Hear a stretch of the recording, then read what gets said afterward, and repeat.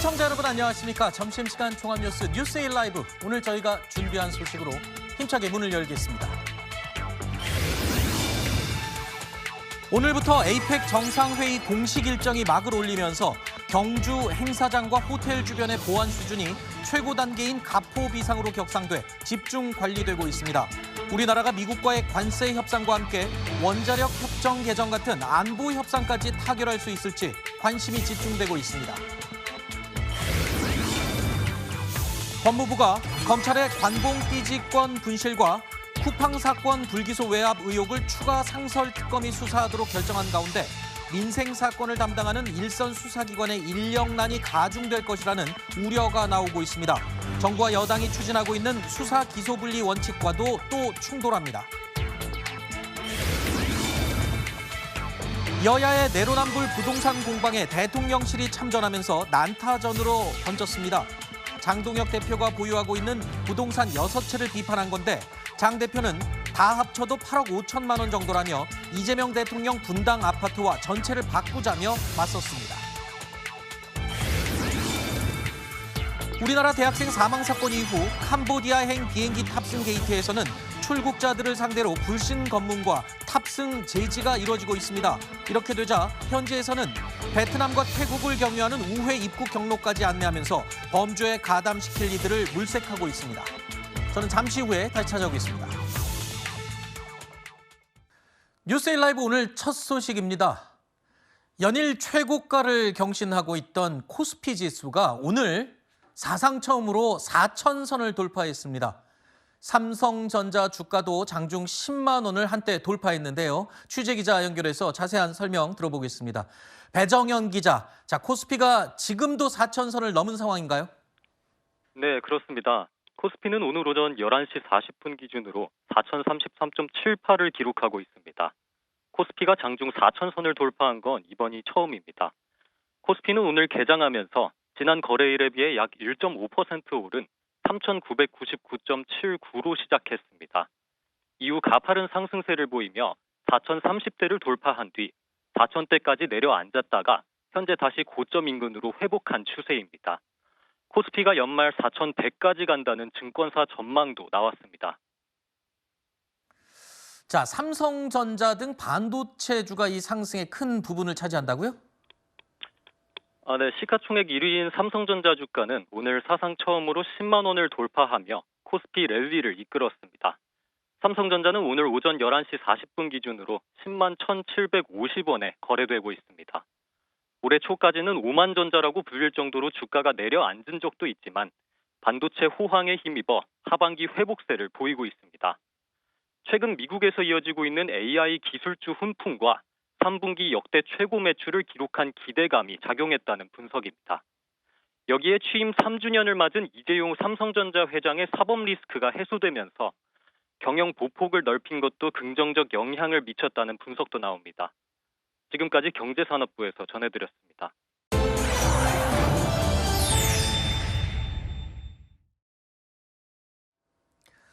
오늘부터 경주 에이펙 공식 일정이 본격적으로 시작이 됐습니다. 지금 이 시간에 경주의 모습은요, 굉장히 삼엄합니다. 숨막히는 긴장감이 흐리고 있는 상황인데요. 에이펙을 지금 정상회담을 앞두고 이 보문 호수 모습을 보고 계십니다.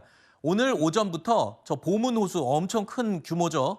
호수의 밑바닥까지 점검하고 뒤져보는 작업이 있었습니다. 혹시라도 이 호수 밑바닥에 폭발물 같은 위험 물질이 있지 않을까 일일이 다 점검하는 단계였습니다. 경계태세도요, 가포 비상 사태, 그러니까 지금 경계태세 중에 가장 높은 단계입니다. 가포 비상 상태로 아주 삼엄하고 철통 같은 이 준비를 하고 있습니다. 오전 조간신문에는 이 경주 전체가 지금 진공 상태다, 이런 표현까지 하고 있는데요. 하루 2만 2천 명이 투입돼서 도시 전체가 지금 완전한 경계태세에 들어간 셈입니다. 한미 관세 협상이 여전히 안개 속입니다만 이번 에이펙 정상회담을 계기로 뭔가 진전이 있지 않을까? 아니다. 이번에 에이펙 때 아무런 성과 없이 끝날 수도 있다. 여러 가지 오락가락하는 이 전망이 나왔었죠. 그런데 트럼프 대통령이 직접 나서서 의미심장한 메시지를 던졌습니다. 들어보시죠. Do you expect to finalize your trade deal with or your tariff deal with South Korea on this trip? It hasn't been signed Well, it's yet. pretty close to being finalized, I think, and so it could be, if they have it ready, I'm ready. 자, 트럼프가 이렇게 얘기했습니다. 한미 협상이 가까워졌다. 자, 이런 분위기. 그러니까 뭔가 잘 될 것 같이 얘기를 합니다. 우리 쪽의 입장은 좀 다릅니다.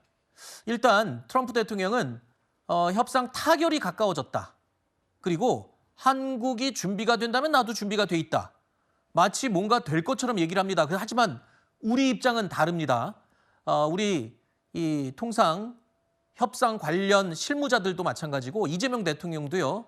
아직까지 3,500억 달러 직접 투자를 어떤 방식으로 얼마만큼 할지에 대해서는 여전히 팽팽하게 맞서고 있다. 이렇게 얘기를 하고 있습니다. 네, 지금 양쪽의 발언들을 좀 종합을 해보면 일단 이 거의 막바지에 다다른 것 같긴 합니다. 그러니까 언제나 협상의 마지막은 양쪽 다 이견이 있는 게 당연한 것 같아요. 뭐 그런데 일단 지금 트럼프 대통령의 표현을 해석하자면 우리 쪽에선 던질 거 다 던졌다. 한국이 받아들일 것이다라는 어떤 압박으로 보이고 네. 마지막 그 미국의 어떤 그런 제안이 이재명 대통령 입장에서 봤을 때 만족스럽지 못하다. 네. 마지막까지 더 협상을 해야 되겠다. 협상의 여지가 있다. 이렇게 보여집니다. 그러니까 비관도 낙관도 지금은 할 필요가 없다. 네. 마지막까지 해야 되는데 이번 에이펙을 넘어서면 사실 기약이 없거든요. 그렇죠. 그렇기 때문에 절박한 마음으로 어쨌든 우리 이 협상에 임하는 그런 실무진들이 마지막 순간까지 지금 협상을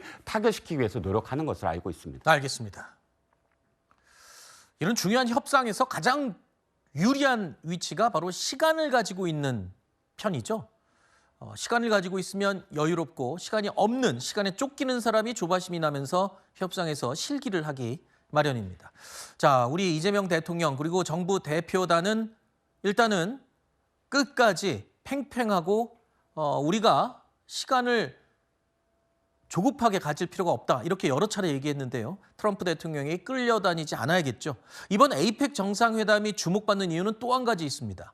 우리에게 매우 중요한 과제인 이 관세 협상뿐만 아니라 안보 협상도 함께 일괄 타결이 될 수 있을지 기대하고 있는데요. 우리 안보와 직결된 한미 원자력 협정을 개정하는 내용이 막바지에 와 있는 것으로 보입니다.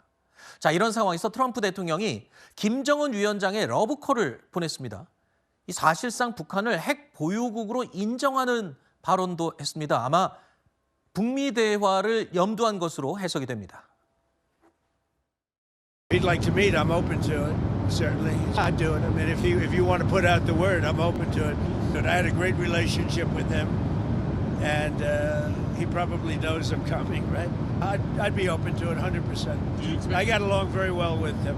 Kim Jong-un. They say that in order to have talks with the U.S., they have to be recognized as a nuclear power. Is that something you're open to? I think they are sort of a nuclear power. You say they have to be recognized as a nuclear power. Well, they got a lot of nuclear weapons.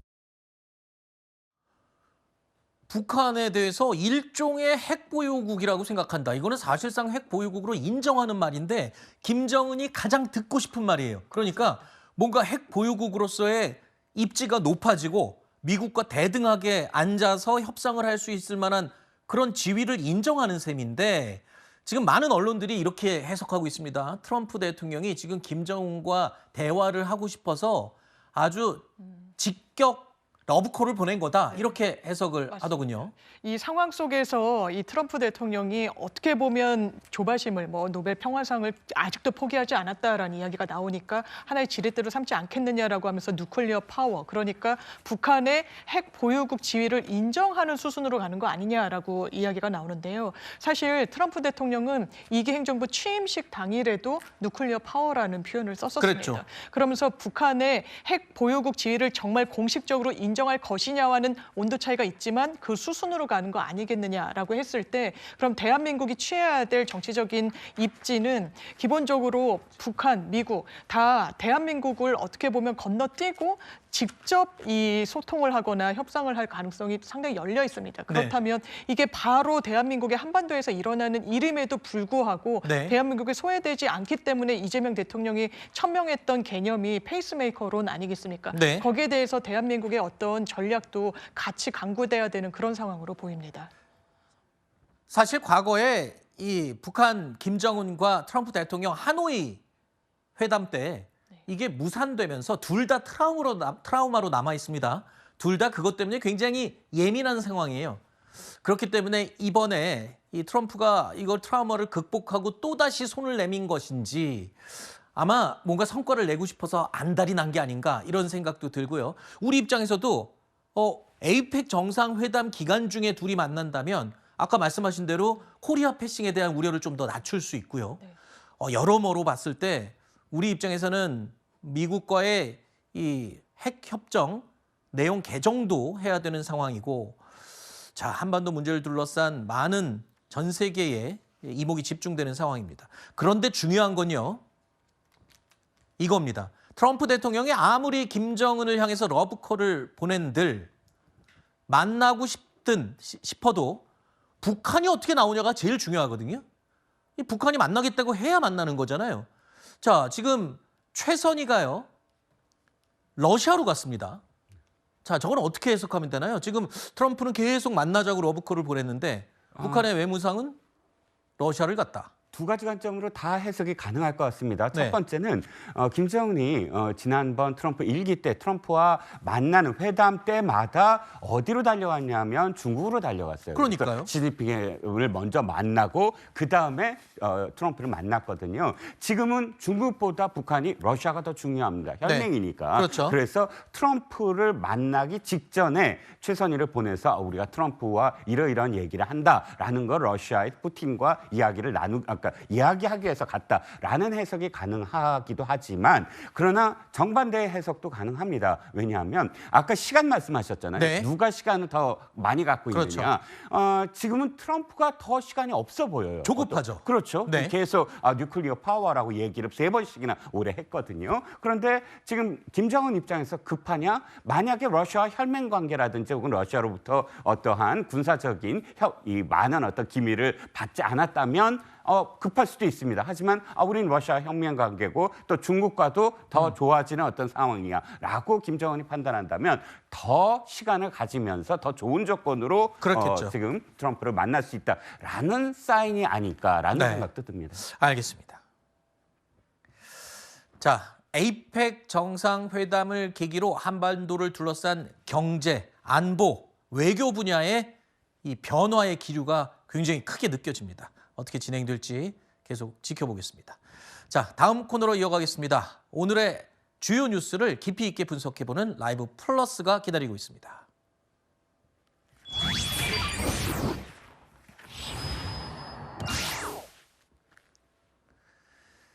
내란 특검, 김건희 특검, 최상병 특검, 이렇게 3대 특검이 계속 이어지고 있죠. 근데 여기에 이어서 추가 상설 특검이 또 생겼습니다. 자, 이른바 건진법사 관공권 띠지 분실 사건 기억하시죠? 이 의혹, 그리고 또 한 가지 쿠팡 수사 외압 의혹, 이 두 가지를 전담할 상설 특검이 가동될 예정입니다. 이 법무부에서 이 가동 의지를 밝힌 건데요. 이재명 대통령이 기강문란이라면서 사정기관을 질책한 지 단 하루 만에 법무부가 직접 나선 겁니다. 최근 국정감사에서 일부 사정기관들의 문제에 대한 지적이 이어지고 있습니다. 누가 봐도 명백한 불법을 덮어버리거나 아니면 없는 사건을 조작하고 만들어서 국가 질서를 어지럽히고 사적 이익을 취하고 있습니다. 결코 용서할 수 없는 기강문란 행위입니다. 대검의 강력한 감찰을 지시했지만 국민적 의혹을 해소하기는 굉장히 부족하다고 생각합니다. 대상자가 검사이기 때문에 결국 제19 감사하기 측면이 있지 않겠나 이런 의심을 갖다 거두기가 쉽지 않지 않겠습니까? 제3자인 상설특검이 다시 한번 엄중하게 들여다보는 게 좋을 것 같다는 겁니다. 자, 오늘 국회 법사위에서 진행 중인 대검찰청 국정감사장에서도 여당에서는 추가 상설 특검의 필요성을 다시 한번 강조했습니다. 대검에서 관봉권 분실, 폐기 관련해서 조사를 했는데 고의로 증거를 인멸하거나 은폐한 것은 아니다 이렇게 감찰을 했다고 해요. 대한민국 국민이 누가 그걸 믿겠습니까? 비닐에 싸져 있는 5천만 원 돈다발에 비닐가 없어지고 관봉권 띠지가 없어졌는데 온 국민이 여기에 대해서 의심을 하고 있는데 증거 인멸, 은폐한 것으로 볼 수 없다라고 해서 묻어버리는 상황인 것 같아요. 아까 제가 말씀드린 것처럼 이미 3대 특검이 수개월째 계속 본격 가동되고 있습니다. 일각에서는 수사에 대한 성과가 없다라는 비판도 계속 이어지고 있고 일부 특검의 경우에는 지금 특검의 명분 자체도 흔들리는 굉장히 악재들이 이어지고 있는 상황에서 지금 4번째 또 상설 특검이 또 가동되는 거예요. 정성호 법무부 장관이 이렇게 얘기했습니다. 지금 그래프에 보시는 저 두 사건 모두 검찰과 관련이 있는 사건이거든요. 자, 그렇기 때문에 이 검찰 내에, 법무부 내에 감찰이나 감사를 진행하는 게 어떠냐라는 의견이 있었지만 법무부 장관이 직접 얘기한 겁니다. 이거는 검찰 내부 문제라서 제 식구 감싸기 의심을 거둘 수 없다. 그러니까 믿을 수 없다는 거예요. 내부 감찰이나 이런 내용은. 그래서 상설 특검을 추가로 하겠다는 건데 글쎄요. 특검에 또 특검. 맨날 특검이냐.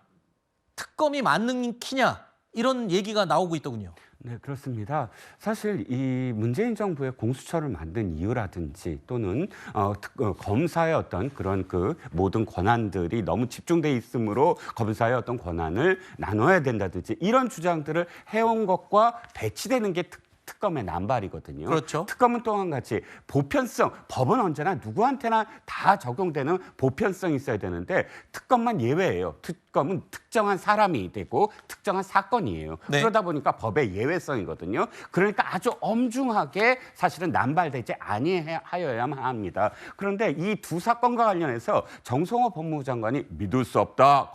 감찰을 하면서 그러니까 제3으로 하는 건 저는 이게 책임 회피라고 생각을 하거든요. 왜냐하면 네. 법무부 장관이 뭘 책임져야 돼요? 검찰을 책임지는 지위예요. 네. 검찰의 감찰이라든지 또는 이런 모든 검찰의 기강도 물론 검찰총장이 책임을 지지만 법무부 장관은 법적으로 사실은 총책임을 져야 되는 자리입니다. 그런데 그 법무부 장관이 해보지도 않은 감찰을 못 믿겠다라고 먼저 얘기하는 것. 그러면 그건 법무부 장관으로서의 어떤 그런 책임을 다하지 아니하는 어떤 자세라고 볼 수가 있고요. 네. 지금 저 쿠팡 같은 경우는 공수처에 고발했거든요. 시민단체가. 그럼 공수처 수사를 봐야 되는 거 아닙니까? 네. 그런데 공수처 수사를 하기도 전에 특검부터 하겠다. 이건 거의 모든 특검 만능주의라고 보여집니다.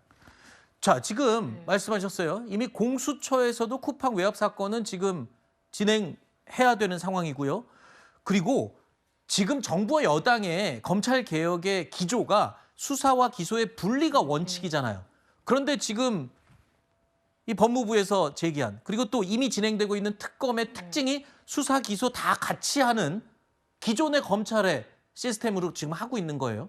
그럼 지금 정부 여당의 사법개혁의 기조와도 또 다른 거고 그 근저에는 결국에 정부와 여당은 국가의 사법기관과 수사기관 자체를 믿지 못하고 있다. 전부 못 믿겠다. 이런 거를 인정하는 의미 아닌가요? 그런데 지금 수사기소 분리는 네. 최종적인 목적지라서 유예기간을 갖고 있습니다. 현 시스템에서는 수사기소를 지금도 검찰이 갖고 있다는 점, 지금 공수처와 관련해서는 그런 문제의식이 있습니다. 기본적으로 윤석열 전 대통령이 공수처 검사 인사를 내주지를 않았어요. 거의 임기 직전에 사인해주고 그랬습니다. 그동안 누가 공수처를 검사를 운영을 했느냐. 이른바 찐윤 검사들이 이 공수처 운영을 하면서 지금 직무 유기 등으로 입건이 돼 있습니다. 위증으로도요. 왜냐하면 공수처 일선 수사 검사들이 최혜병 특검 압수수색 해야 된다. 나 직을 걸고 당신들 압수수색 이 결제 라인 사인해 줄 수 없다라고 무리수를 뒀거든요. 그 부분을 또 국회 나와서 거짓 증언을 했다라는 이유로 공수처에 개비가 필요한 상황에서 맡기기가 어렵고 네. 기본적으로 지금 받고 있는 의혹 어떻습니까? 관본권 이런 건 일반인들이 접근할 수 없어요. 그리고 수사에 너무나 많은 중요한 정보가 있는 겁니다. 네. 왜냐하면 담당자 코드, 처리 부서, 기계 식별번호, 청산 일시 등이 있는데 그걸 버려버렸다는 겁니다. 잃어버렸다는 거예요. 검찰 그리고 변명합니다. 이거 위에 보고는 하지 않았지만 원래 그랬다. 내 탓 아니다. 하급 직원한테 담당 검사는 책임을 미루고 있어요. 이거는 검찰이 내부적으로 감찰을 하든 수사를 하든 실체를 하기가 어려운 부분이 있습니다. 쿠팡은 어떻습니까? 네. 이 내부 기밀이 이 차장검사, 문제 제기를 했던 부장검사의 윗상관입니다. 차장검사와 굉장히 본인의 어떤 개인적인 친분 관계를 과시했던 대형 로펌의 변호사. 수사 기밀이 누출됐다는 거예요. 압수수색을 언제 나갈지 뿐만 아니라 보고를 하는데 아주 중요한 압수수색의 증거물들 누락을 했다라는 겁니다. 그러면서 어미준 당시 부천지청장 뭐라고 합니까? 쿠팡이 뭐라고. 네. 이런 건 검찰 스스로 할 수가 없는 겁니다. 검찰이 자초한 겁니다. 알겠습니다. 결국에는 지금 특검 상황도 검찰이 자처한 거다. 이렇게 되도록 한 거다. 이게 지금 여당의 지적사항입니다. 명분이 어느 정도 양쪽이 다 지적사항에 일리가 있는 것 같습니다. 그런데 일단 정부는 검찰청 폐지를 결정을 했죠. 이 상황에서 과연 또 그 검찰청에 소속된 검사들이 파견이 돼야 됩니다. 과연 검찰 내부 문제를 겨냥한 특검 수사에 이 파견되는 그 소속 검사들이 협조를 할지도 의문입니다. 본인의 조직에 본인이 칼을 대야 되는 일인데 과연 협조를 할지, 또 수사와 기소 권한을 다 가진 특검이 하나 더 생긴다면 지금 보시는 것처럼 내란 특검에 검사가 56명이 파견됐고요. 김건희 특검에 42명, 최상병 특검에 16명 파견이 돼 있습니다. 그런데 네 번째 상설 특검에 또 검사가 5명이 투입이 될 텐데, 자, 이렇게 되면 검찰 조직 내 인력난도 무시할 수 없다. 이 인력난이 또 뭐와 직결되냐면요. 민생 사건.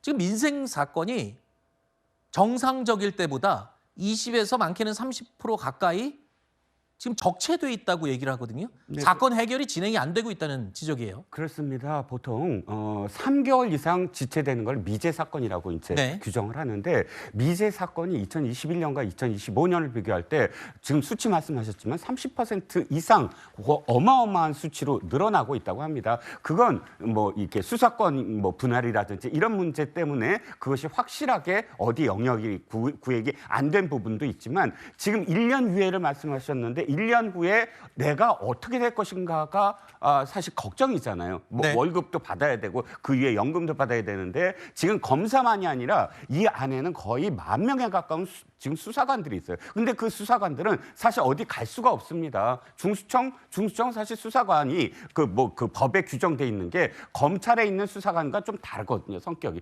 그러다 보니까 이 일을 제대로 할 수 없는 어떤 상황들인데, 여기에 지금 100명이 넘는 3대 특검이 효율성이 있느냐? 실제로 지금 뭐 기소한 건을 보면 거의 없습니다. 여기에 또다시 검사 5명. 앞으로 저 정도 사건으로 예를 들어서 보통 특검은 권력의 중심이 개입이 되어 있는 사건인데, 쿠팡이라든지 이런 사건까지 제가 생각할 때 상설 특검을 한다면 앞으로도 특검은 계속될 것이다. 그러면 검사들이 계속 이렇게 차출되고 하다 보면 왜 지금 검사를 없애려고 하나라고 국민들은 생각을 할 겁니다. 알겠습니다. 국민의힘에서는 오히려 특검 수사를 받아야 하는 건 김건희 특검 자체다라면서 공격 수위를 높이고 있습니다. 민중기 특검을 특검해야 할 이유가 또 늘었습니다. 특검팀의 수사팀장은 과거 수사 당시 도이치모터스 주가 조작 사건의 핵심 인물과 술자리를 했다는 이유로 교체했습니다. 이미 민중기 특검은 무너지고 있습니다. 자신의 의혹을 억지로 덮고 수사팀 인원을 갈아치운다고 해서 진실이 바뀌는 것도 없던 사실이 생기는 것도 아닙니다. 오히려 자멸의 길을 재촉하고 있을 뿐입니다. 김건희 특검팀이 제일 잡음이 많습니다. 지금 시끄럽고 여러 가지 악재를 잇따라 만나고 있는데요. 김건희 특검팀에서 도이치모터스 주가 조작 의혹 사건을 담당했던 수사팀장이 과거에 이종호 전 대표와 술자리를 한 사실이 사진을 통해서, 지금 보시는 저 사진 제보입니다. 사진을 통해서 확인이 됐습니다. 이종호 전 대표는 바로 도이치모터스 주가 조작 사건을 포함해서 김건희 여사의 계좌 관리인으로 지목된 아주 핵심 인물이죠. 도이치 주가 조작 혐의로 대법원에서 유죄 확정 판결을 받았습니다. 이런 인물과 과거에 저렇게 술자리에서 함께 유흥을 즐겼다. 이 내용이 지금 폭로가 된 거죠. 이 문제의 사진이요, 지난 2021년 7월에 촬영된 걸로 전해지고 있는데, 당시에 이 한문혁 부장검사는요, 서울중앙지검 도이치모터스 주가 조작 사건 수사팀 소속이었습니다. 자, 이후에 재수사팀을 거쳐서 김건희 특검팀에 다시 파견돼서 수사팀장까지 지금 맡은 겁니다. 자, 한문혁 부장검사는요, 입장문을 냈습니다. 이종호 전 대표와 만날 당시에 그 이종호 대표가 이 도이치모터스 사건 또는 주가 조작과 관련된 사람인지 몰랐다. 아내의 지인들과의 모임에 불려 나갔더니 나와 있는 사람이었다. 그리고 그 이후에 주고받은 연락은 없었다. 이렇게 해명을 했습니다. 해명입니다. 자, 일단 위법 여부를 떠나서 사건 핵심 관계자와 술자리를 함께했던 부장검사. 그 부장검사가 특검 수사까지, 심지어 그 해당 사건에 대한 수사팀장을 맡는 게 적절하냐? 이거는 상식적으로 봐도 부적절 아닌가요? 맞습니다. 말씀 주신 대로 이종호 씨가 피해자로 입건되기 전이라고 하고, 본인이 우연히 A라는 의사를 알고 간 술자리에서 모르던 사람이 있었는데 그게 이종호라는 걸 뒤늦게 알았다라는 걸 네. 감안하더라도 나중에 특검에 파견되고 했을 때는 이종호 씨의 존재를 알았을 거기 때문에 적절하다고는 할 수 없겠는데, 다만 그런 부분이 있습니다. 이 사진에 제보를 한 사람이 이른바 이종호 씨의 측근이라는 이야기도 나오고 있고, 이른바 멋쟁 해병의 일원이라는 이런 이야기도 나오고 있는데, 이 한문혁 부장검사가 도이치모터스 사건에서 이 김건희 씨와 최은순 씨가 얻은 시세 차익이 23억 원이다. 얻은 이득이 그렇게 된다라는 걸 밝혀내기도 했고, 수사에 어느 정도 노하우가 있고 의지가 있었던 검사는 맞는 것 같습니다. 네. 때문에 제보자의 어떤 이런 상황과 관련해서 뭔가 이 부분을 저지하려고 하는 의도가 있는 거 아니냐라는 일각의 시선도 있다라는 점 말씀드립니다. 네.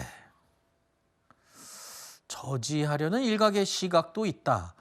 일단은 이후 여하를 막론해서 상황 자체는 누가 봐도 부적절한 거는 맞는 것 같습니다. 특검의 처신도, 그러니까 이 한 부장판사의 처신뿐만 아니라 이 한 부장판사를 특검의 수사팀장으로 받아들인 특검 자체의 처신도 부적절했다는 지적이 나오고 있습니다. 해당 사진을 제보받은 게요, 지난 10월 13일이라고 합니다.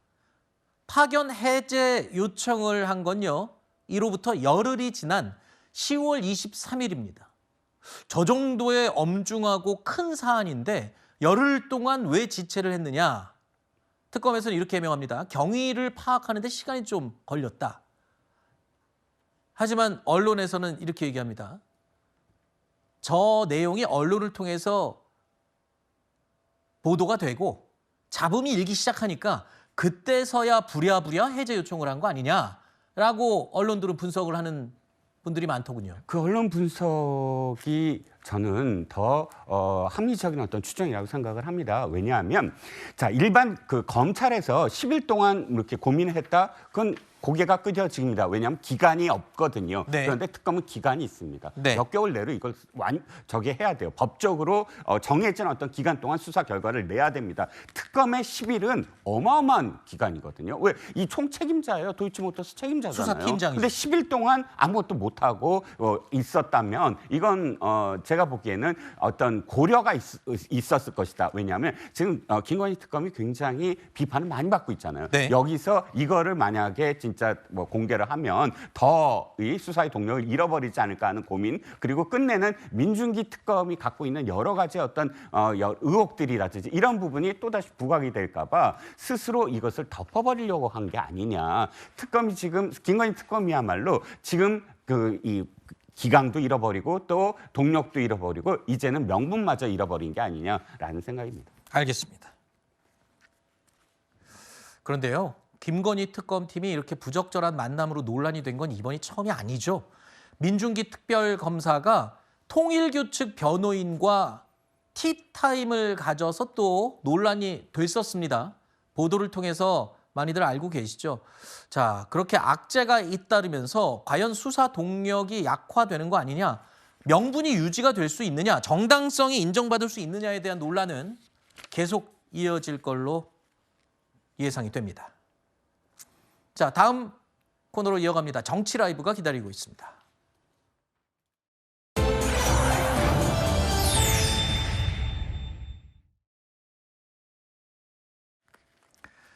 집값이 안정되면 그때 집 사라, 이 발언, 그리고 또 갭 투자 의혹으로 이 발언과 갭 투자 의혹 두 가지 모두로 비판을 받아왔던 이상경 전 국토부 차관이 결국 자진 사퇴했습니다.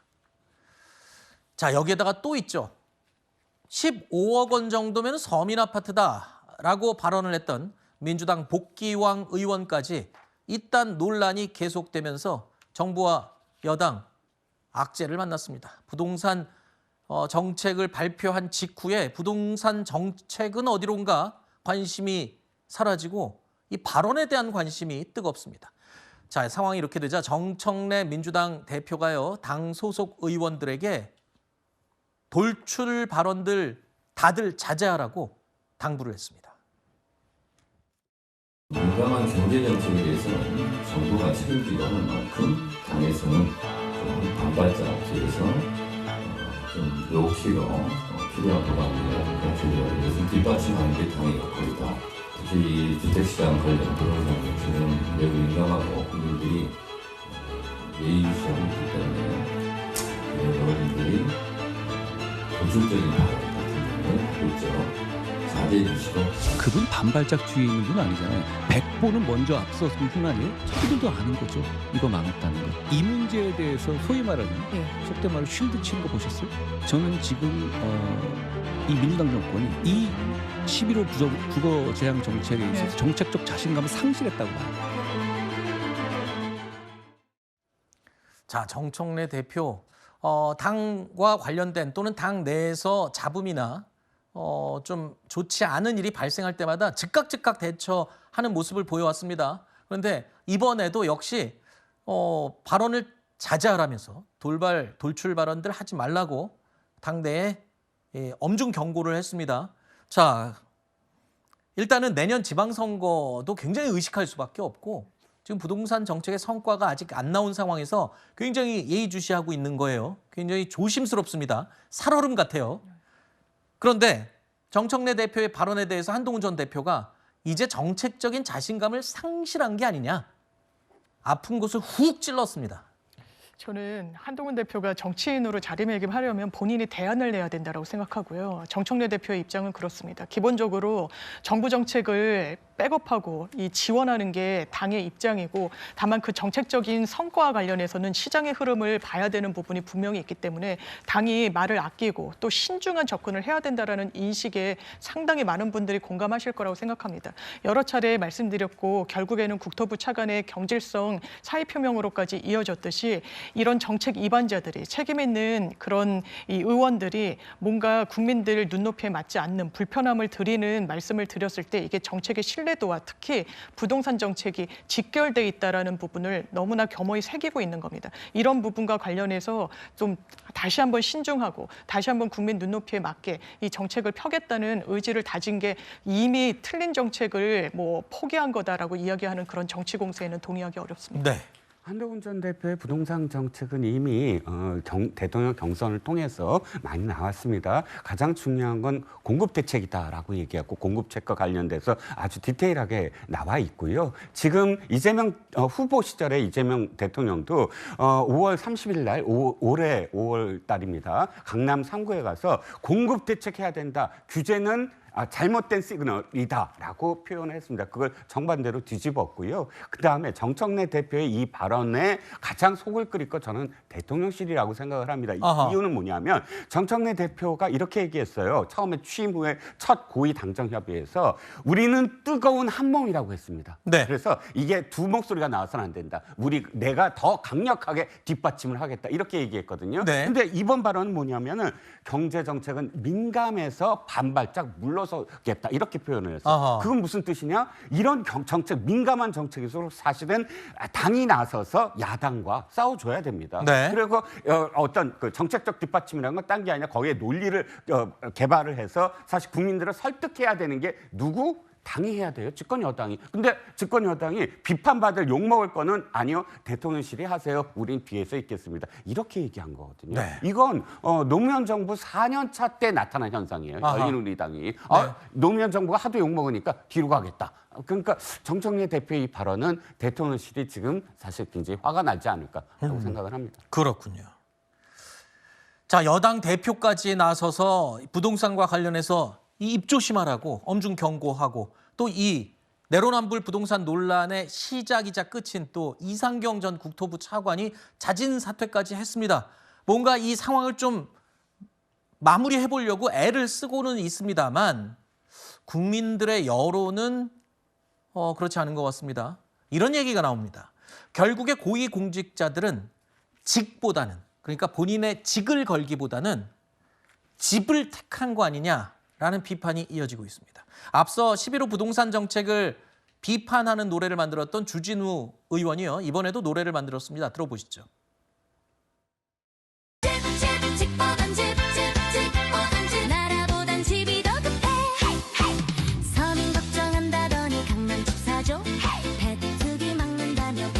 주택 집값 잡는다더니 서민을 잡네. 자기 집값 오르니까 신나 보여요. 보유세 올려 서민 집 뺏어도 내 집은 자녀에게 더 사면 되죠. 인생을 외치지만 특권은 다 챙기죠.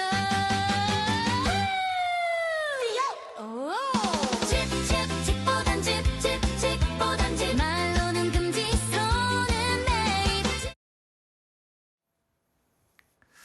자, 이 웃지 못할 이런 이 풍자 노래까지 나오고 있습니다. 내로남불 부동산에 분노하는 민심이 지금 무시할 수 없을 정도로 들끓고 있다. 뭐 이런 얘기도 들리는데요. 정치인과 고위공직자들이 보유한 부동산을 클릭 한 번을 하면 인터넷 지도에서 다 볼 수 있는 사이트까지 등장했습니다. 고위공직자는 재산 공개를 하지 않습니까? 네. 이건 다 일반인들이 공개되는 정보고요. 그러니까 누군가가 이걸 다 모아갖고 지도로 저렇게 만든 겁니다. 인터넷 사이트에. 그래서 지역, 이름, 금액을 넣으면 고위공직자들 아파트가 어디 있는지 저렇게 지도에 다 찍히는 겁니다. 그런데 이런 우스갯소리도 나와요. 자, 저 지도가 마치 대학교 때 시험 보는 오픈북 테스트 같은 거다. 정답이 다 나와 있다는 거예요. 왜냐하면 저 공직자들이 갖고 있지 않은 아파트는 절대 사면 안 된다는 거예요.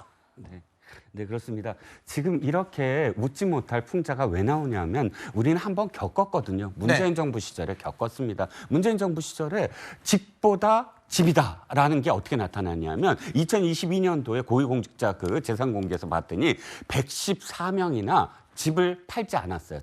왜 문재인 대통령이 집을 팔라라고 종용을 했는데도 불구하고 끝까지 안 판 사람도 있죠. 안 판 사람들이 100명이 넘었거든요. 그러니까 그때 당시에 보니까 전부 다 강남 등 알짜배기에 전부 다 성남, 분당 이런 곳에 샀기 때문에 저기다 투자하면 우리가 똑같이 우리도 부동산을 굉장히 부동산에서 이득을 취할 수 있다. 이게 결과가 나왔거든요. 네. 그러니까 지금 아마도 이 정부 끝나갈 쯤에 이 기사 나왔어요.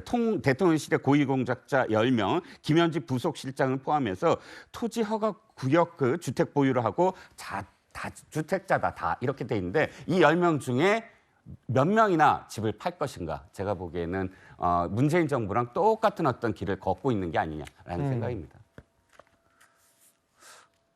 혹시라도 본인이 갖고 있는 집이 투자에 아주 좋은 지역인지 아닌지를 저런 지도를 보고 지금 인터넷 네티즌들이 확인하고 있다는 그런 웃지 못할 상황입니다. 자, 정부의 11호 부동산 대책 발표 이후에 여야는 연일 지금 부동산 공방을 벌이고 있죠. 오늘도 여야는 서로 비판을 하고 있습니다. 정말 진흙탕 싸움이 아닐까 싶은데요. 여야가 서로 네가 더 집 많이 갖고 있지, 아니다 네가 더 집 많이 갖고 있지, 다주택 여부를 두고 서로를 위선이라면서 공격하고 있습니다. 헌법에 다주택 금지 조항을 넣고 싶다라고 이찬진 금감위원장은 얘기를 했었습니다. 그런데 그는 서초구에 수십억짜리 아파트 2채에 상가 2채까지 보유한 슈퍼 다주택자였습니다. 위선의 대가라고 할 수 있겠습니다. 종류별로 집을 여러 채나 컬렉션하고도 마치 푼돈인 것처럼 허위 광고하는 장동혁 대표는 시세 조작 기획부동산 대표 이사입니까? 국민의힘 특위위원 중 여러 명의 의원들은 경쟁하듯이 2채에서 4채의 집을 가지고 있다고 합니다. 강남 펜트하우스에 살면서 서민의 주거지를 걱정하는 꼴입니다. 정말 국민을 위한다면 냄새나는 위선의 입을 닥치십시오. 정부의 부동산 정책 내용 그리고 부동산 시장의 상황은 어디론가 사라지고 지금 정치권 여야의 내로남불 부동산 공방만 남는 것 같습니다. 서로 말싸움을 연일하고 있습니다. 자, 먼저 수세에 몰렸던 여당 더불어민주당의 수석 대변인 박수현 수석 대변인이 이렇게 먼저 공격을 날렸습니다. 주택 싹쓸이 위원장으로 새로 취임하시라. 이게 장동혁 국민의힘 대표를 향해서 한 말입니다. 확인해 보니까 장동혁 국민의힘 대표가 주택이 지금 살고 있는 집 포함 6채를 보유하고 있다는 겁니다. 누가 들어도 이거는 좀 이상한데?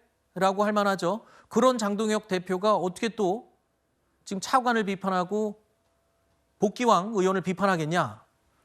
그런데요, 장동혁 국민의힘 대표가 또 해명을 합니다. 내가 가진 6채 맞다. 그런데 이거 다 합쳐도 8억 5천만 원밖에 안 된다. 이 전체 6채하고 이재명 대통령의 분당 아파트 한 채하고 바꾸자라고 반박한 겁니다. 자, 이때쯤 되니까 대통령실도 이제 이 말싸움에 참전을 했습니다. 실거주용이면 머리 따로 발 따로 노는 거 아니냐? 이렇게까지 얘기한 겁니다.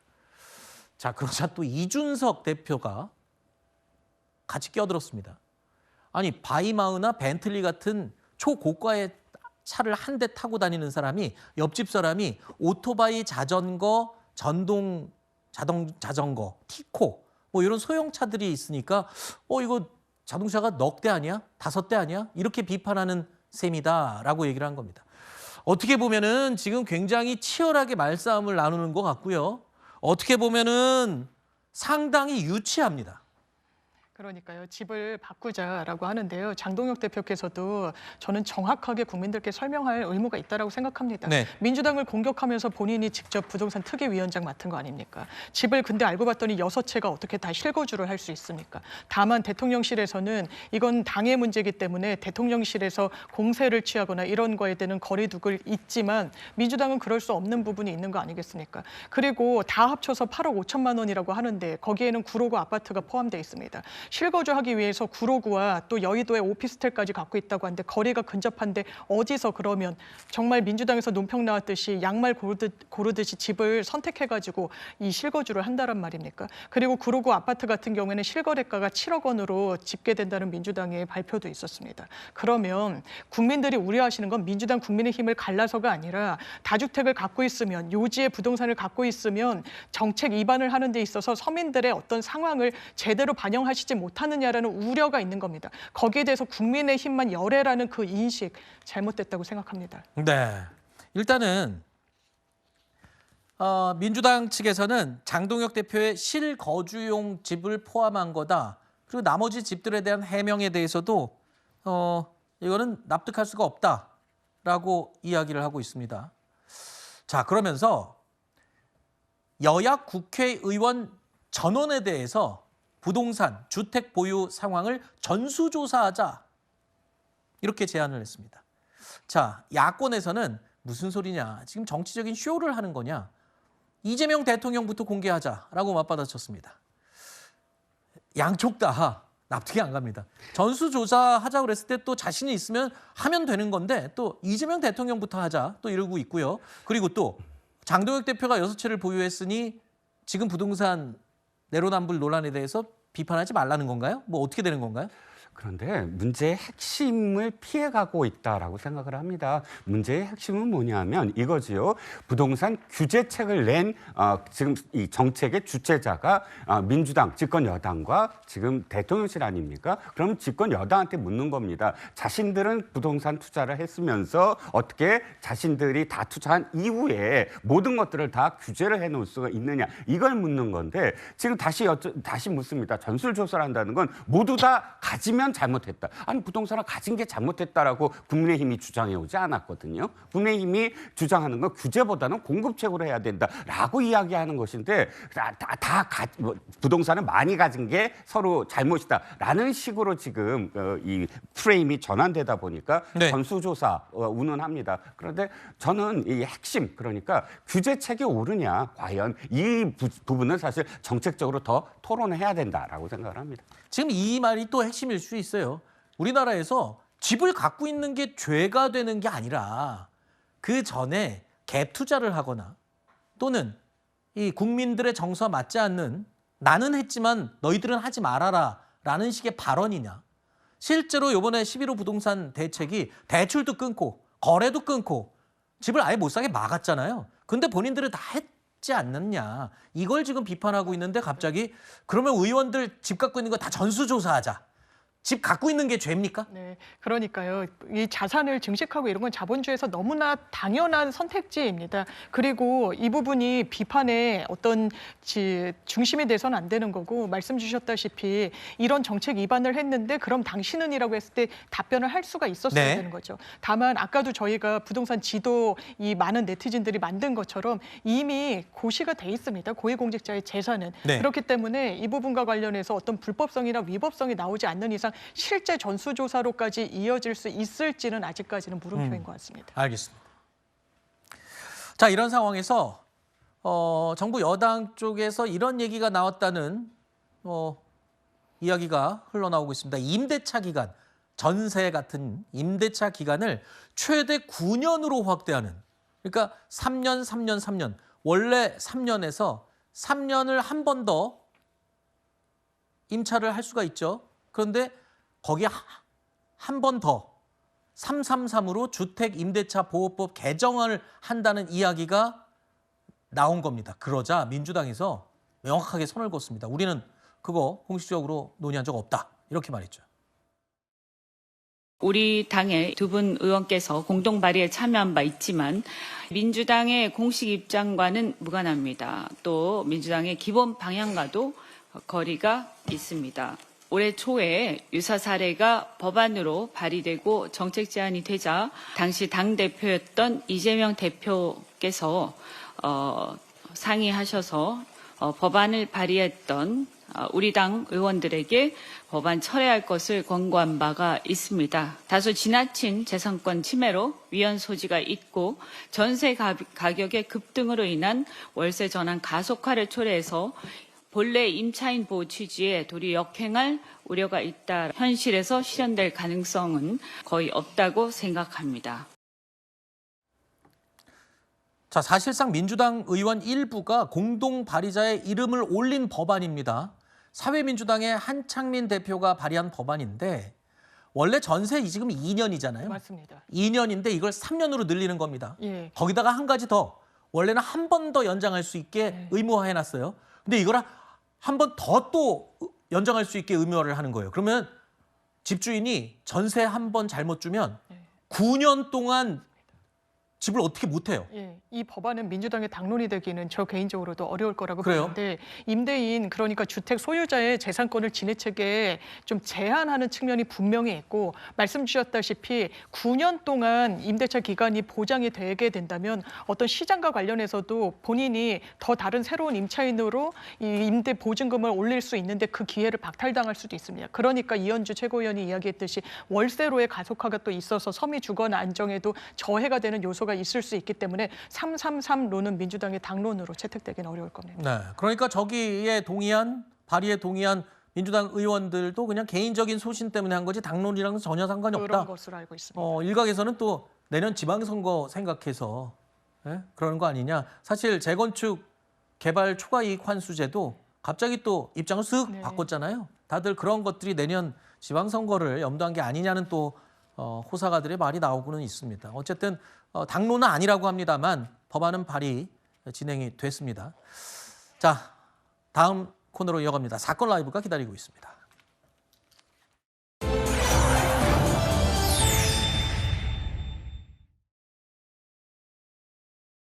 나가시는 목적도 여쭤봤는데 명함이라든지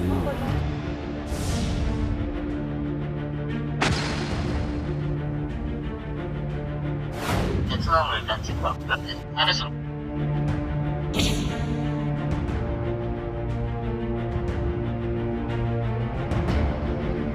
비자가 살아있으면 베트남, 필리핀 이쪽으로다가 범죄자들이 왔다 갔다 하거든요, 자유롭게. 비행기 타고 와요, 비행기.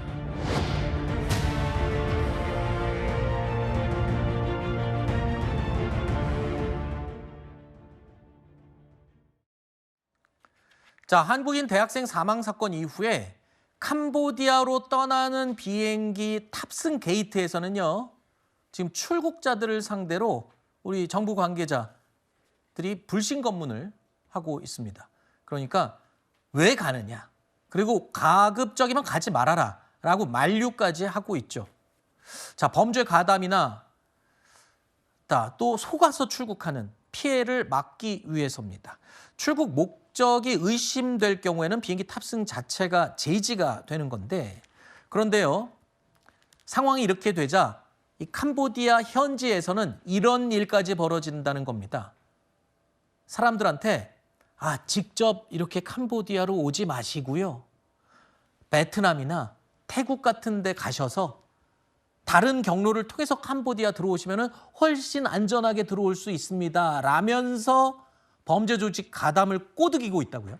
그렇습니다. 현지 한국인들이 우회 경로를 자세하게 설명하고 있다는 건데요. 네. 왜냐하면 캄보디아로 직접 오게 되면 공안경찰대가 불신 검문하면서 왜 가느냐, 가지 말라 이렇게 만류하는 경우들이 발생을 하다 보니까 베트남으로 일단 가라. 그리고 육로를 이용해서 이 접경지까지 가면 캄보디아로 들어올 수 있다. 이렇게 제3국을 우회해서 오늘 통로를 안내하고 있다라고 하는데, 이 베트남뿐만 아니라 이제 라오스, 미얀마도 활용되고 있다라고 합니다.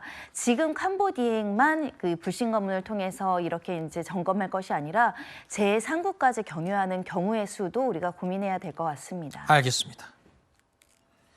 또 더욱이 이 범죄 의도를 가지고 출국하는 사람들의 경우에는 뭐 친구 만나러 간다, 여행 간다, 뭐 이렇게 거짓으로 이야기를 하고 또 나갈 수가 있는 상황이기 때문에 이런 것까지 좀 걸러낼 수 있는 좀 더 촘촘한 점검이 필요할 것 같습니다. 자, 다음 소식입니다. 어제 서울 강북구의 한 식당에서요, 손님이 식당 주인 부부를 대상으로 흉기를 휘둘러서 체포가 됐습니다. 크게 다친 식당 주인 부부 가운데 한 사람은 오늘 결국 사망했다는 소식이 전해졌습니다. 관련 목소리 들어보시죠. 한 잔은 한대요. 몇 잔 안 돼요. 3개월? 놀랬죠. 너무 황당하지. 또 안 줘도 되는 건데 그거 안 줬다고 그건 말이 안 되지. 손님이 감자탕 하나 먹었나 봐요. 상금으로 10,000원을 주면은 로또 1,000원짜리 한 장을 주는데 카드를 준 것 같아요. 저 사이가 달라 진짜. 이런 일이 어딨어 세상에. 먹고 살겠다고 애쓰는 사람들 절대 억울하게 못. 아니, 이 끔찍한 사건의 발단이 로또 복권이라고요? 저 식당에서 웬 로또 복권 때문에? 네, 이 식당은 지난 7월에 신장 개업을 했다라고 합니다. 네. 60대 부부가 운영하는 식당이었다고 하고요. 어제 오후 2시쯤인데 강북구 수유동 소재의 음식점입니다. 그러니까 식당의 홍보 차원에서 우리 집에서 식사하고 현금으로 결제하는 사람은 로또를 줍니다. 이런 홍보용으로 로또를 배포했다라고 하는데요. 아하. 이 50대 남성 손님이 식당에서 식사를 하고 왜 나는 주지 않느냐며 언쟁을 했던 것으로 알려지고 있고, 그러다 화가 나자 이 60대 부부에게 이제 흉기를 휘두른 사건인데요.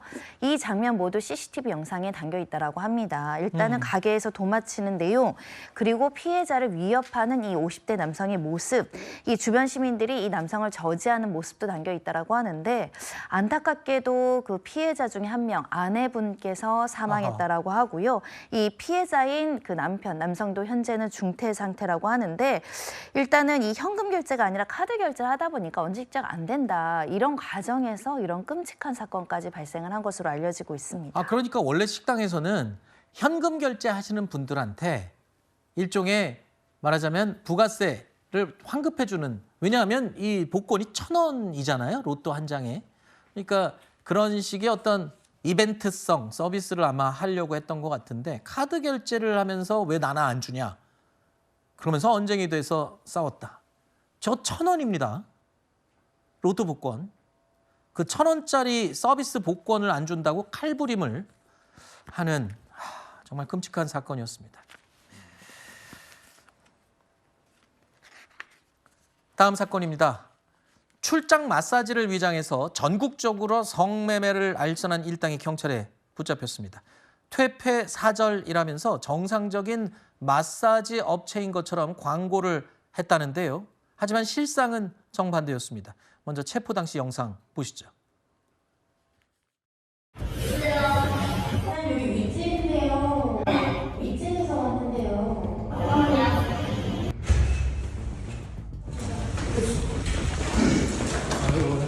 있어. 그냥 있어. 가만 있어. 구형장 집행하는 거야. 성매매 알선 방조로. 성매매. 네, 성매매 알선 방조로 현행범 체포합니다.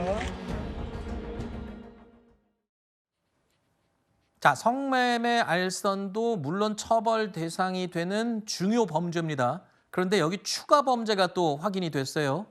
저 남성, 이 대부업을, 불법 대부업을 하고 있었는데 외국인 여성들을 성매매로 내모는데 도구로 이 대부, 고금리 대출을 이용했어요. 무려 이자가 연 90%의 대출을 해서 외국인 여성들에게 돈을 빌려준 다음에 그 이자와 돈을 갚아야 된다는 걸 무기로 성매매로 내몰았다고요.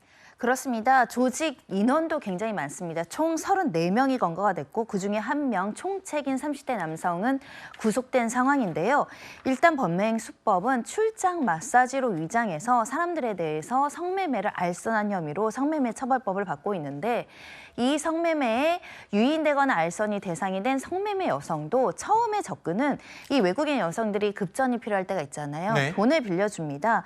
이 돈은 법정 이자율 연 20%를 훨씬 초과하는 연 90%를 대출을 내게 되고요. 이렇게 고이자를 못 내고 그 연체된 이 여성들에게 그러면 돈을 갚기 위해서 이렇게 성매매를 해라. 아하. 이렇게 이제 유인한 것으로 알려지고 있고요. 협박을 받고, 그러니까 돈을 갚지 않으면 죽이겠다는 협박을 받고 성매매에 나선 태국 여성도 포함되어 있는 것으로 알려지고 있고요. 아하. 이렇게 벌어들인 수익이 25원 가까이 된다고 합니다. 네. 일단 해외 도피 중인 다른 주요 혐의자들도 있다라고 하니까 경찰에서 이 조직 일당 모두 추적해서 엄중하게 처벌하기를 바랍니다. 성매매로 인한 처벌이 더 강한가요? 방금 말씀하신 연 90%의 어마어마한 이자율의 고금리 대출, 이것도 처벌 대상이잖아요. 네, 대부업법 위반, 채권 추심법 위반입니다. 아무리 채권자라고 하더라도 죽이겠다 협박을 하거나 성매매를 강요할 수 없다는 점에서도 이 또한 중요한 범죄일 뿐만 아니라 성매매 처벌은 이 상습이나 영리 목적으로 유인해서 성매매를 시키는 걸 더 가중 처벌하고 있거든요. 더군다나 지금 34명이 가담을 해서 여성들을 협박하고 강요하고 그리고 성매매를 유인한 범행, 그리고 수익까지 발생했다는 점에서는 수익 전부도 몰수해야 될 것 같습니다. 알겠습니다. 다음 소식입니다. 야구 좋아하시는 분들은 요즘 굉장히 즐거우시죠? 한국 시리즈가 어제부터 시작이 됐습니다. 프로야구의 인기가 높아지면서 직접 이 야구를 관람하러 가시는 분들 더더욱 많아졌죠. 자, 그런데 입장권 구매하는 것 또한 하늘의 별 따기가 됐습니다. 원래도 안쪽까지 얼마에 가지는 거죠? 원가인 말까지 있고. 야구를 보는 사람들이 사야 되는데 야구도 안 보는 그런 사람들이 그냥 돈 벌려고 사는 거는 약간 얍삽하다고. 너무한 거 아닌가라는 생각은 좀 들어요. 15만 원도 조금 저렴한 편이어서 진짜 0.1초 만에 다 나가요. 야구 경기 입장권이 최소 100만 원, 많게는 100만 원도 훌쩍 넘는다고요? 그렇습니다. 정가 12만 원짜리가 약 16배 뛴 200만 원에 판매하는 시도도 확인되고 있다고 하는데요. 그러니까 12만 원, 15만 원짜리가 이렇게 매크로나 또 부정한 방법으로 이렇게 대파는 사람들 때문에 최대 10배, 최대 16배까지 암표 거래가 여전히 횡행하고 있다는 겁니다.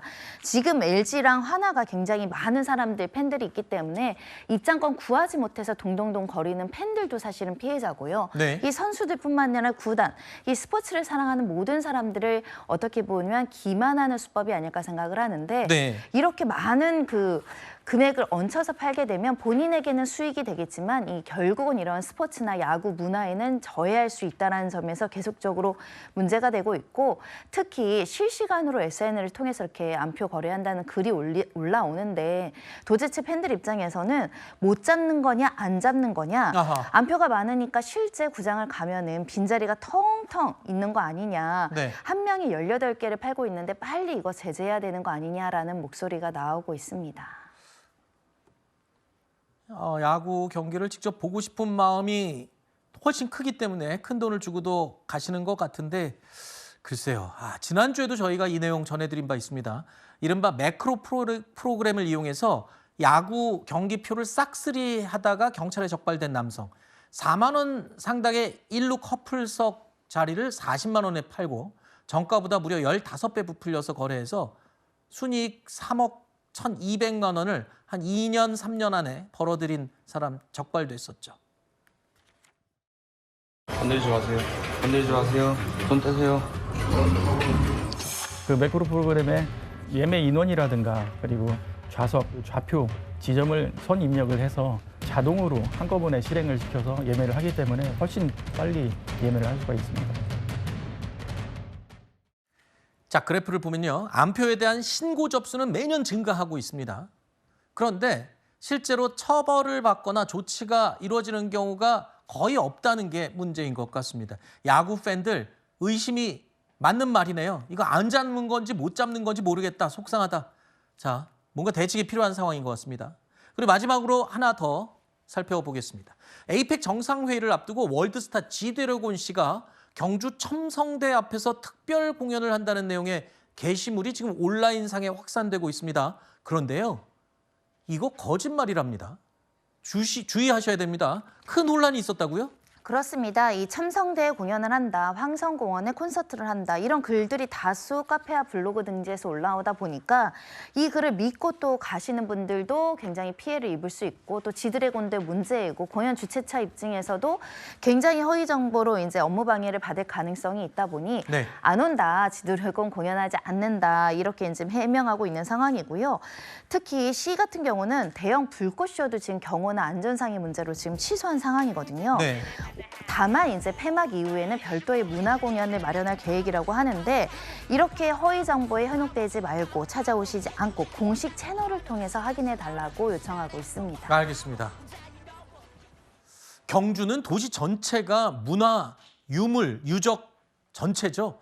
자, 그래서 불꽃놀이도 잘못하면 화재가 날 위험이 있어서 안 하는 마당에 확실하게 말씀드립니다. 지드래곤이 첨성대 앞에서 노래 안 한답니다. 잘 알고 가시기 바랍니다. 자, 오늘 날씨 알아보겠습니다.